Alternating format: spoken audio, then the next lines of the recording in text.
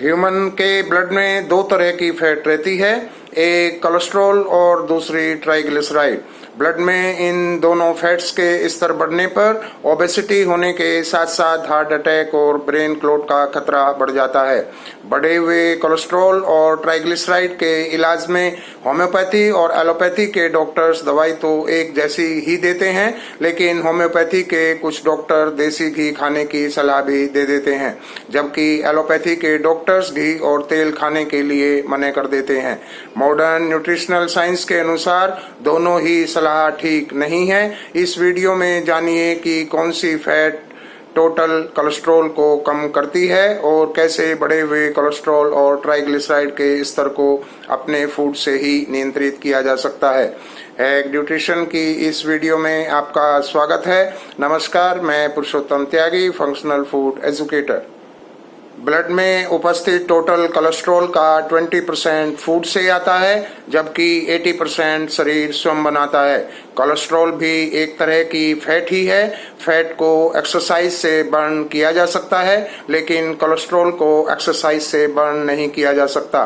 Cholesterol शरीर में hormones बनाता है, बाइल एसिड बनाता है, कोशिकाओं की मेम्ब्रेन को मेंटेन रखता है और विटामिन डी बनाता है। शरीर में बनने वाले कोलेस्ट्रॉल की मात्रा थायराइड, टेस्टोस्टेरोन, एस्ट्रोजन और ग्रोथ हार्मोन के साथ साथ डाइट में उपलब्ध सैचुरेटेड फैट से नियंत्रित होती है। डाइट में उपलब्ध सैचुरेटेड फैट की मात्रा जैसे ही शरीर में बढ़ती है, वैसे ही टोटल कोलेस्ट्रॉल भी बढ़ जाता है। एलोपैथी डॉक्टर्स के लो फैट डाइट के सुझाव टोटल कोलेस्ट्रॉल की मात्रा को तो कम कर देते हैं, लेकिन हार्मोन्स, बाइल एसिड, कोशिकाओं की मेम्ब्रेन और गुड कोलेस्ट्रॉल की मात्रा को इम्बैलेंस भी कर देते हैं। इसके विपरीत होम्योपैथी के कुछ डॉक्टर्स लो कार्ब डाइट के साथ देसी घी खाने का सुझाव टोटल कोलेस्ट्रॉल को कम तो करता है, साथ में अच्छे कोलेस्ट्रॉल को भी बढ़ाता है, लेकिन इंसुलिन को इनएक्टिव कर देता है। माइक्रोबायोम को इम्बैलेंस करने के साथ साथ ब्लड में एसिडिटी भी बढ़ा देता है। WHO की डाइटरी सुझावों में बताया गया है कि व्यक्ति की टोटल कैलोरीज में सैचुरेटेड फैट की मात्रा 10% से कम और ट्रांस फैट की मात्रा 1% से कम होनी चाहिए। हालांकि सैचुरेटेड फैट खाना जरूर चाहिए, अन्यथा गुड कोलेस्ट्रॉल की मात्रा कम हो सकती है। मॉडर्न न्यूट्रिशनल साइंस के अनुसार सैचुरेटेड फैट कोलेस्ट्रॉल बढ़ाती है, जबकि मुफा फैट टोटल कोलेस्ट्रॉल घटाती है। देसी घी में सैचुरेटेड फैट 55 से 60% और मुफा फैट 40 से 45% होती है। इसलिए 15 से 20 ग्राम घी प्रतिदिन खाना तो लाभदायक है, लेकिन लो कार्ब्स डाइट में भी इससे ज्यादा घी खाना कोलेस्ट्रॉल भी बढ़ाएगा, इंसुलिन को इनएक्टिव भी करेगा और कोशिकाओं की मेम्ब्रेन में विकार भी पैदा होंगे।